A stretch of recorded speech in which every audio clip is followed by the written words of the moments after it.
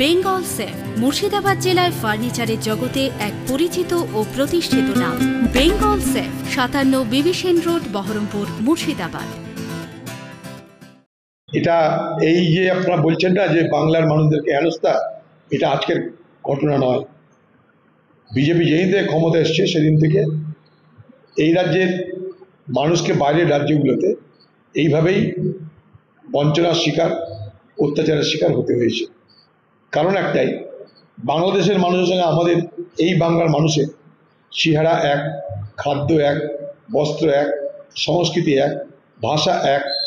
ফলে বাংলাদেশের মানুষ আর পশ্চিমবঙ্গের মানুষ এই দুইয়ের মধ্যে ফারাক করা কঠিন হয়ে পড়ে এবং সেই সুবাদে তাদেরকে বিদেশি, কোথাও অনুপ্রবেশকারী বলে নানা সময় নানাভাবে তাদের নানা সমস্যার সম্মুখীন হতে হয়।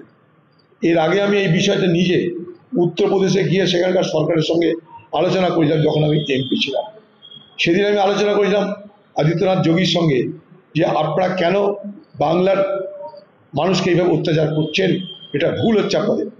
আমি গেছিলাম মানুষের জন্য কথা বলতে, আর টিএমসি পার্টি সেইটাকে বলে দিল যে বিজেপির সঙ্গে যোগদান করতে যাচ্ছে।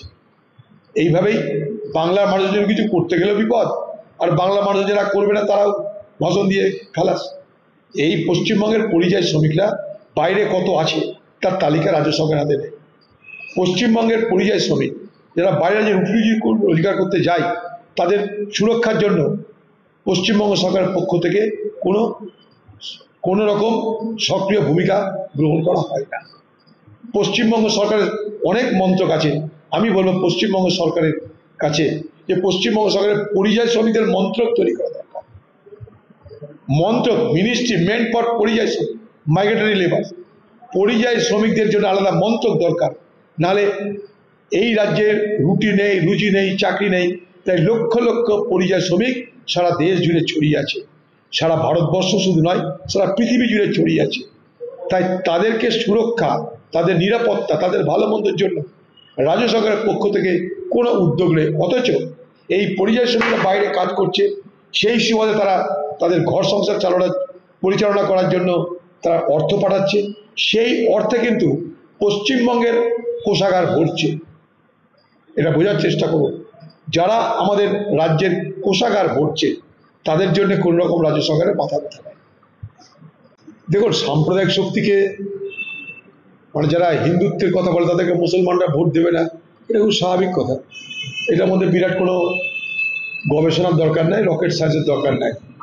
আমরা যদি বলি যে ভাই মুসলমানকে আমরা দ্বিতীয় শ্রেণীর নাগরিক করব, তাদেরকে অধিকার দেব না, তাদের ধর্মীয় অধিকার কেড়ে নেব, তাদের খাদ্যের অধিকার কেড়ে নেব, তাদের চলার অধিকার কেড়ে নেব, তাদের পরনের অধিকার কেড়ে নেব, তাহলে কোন মুসলমান বিজেপিকে ভোট দিতে যাবে?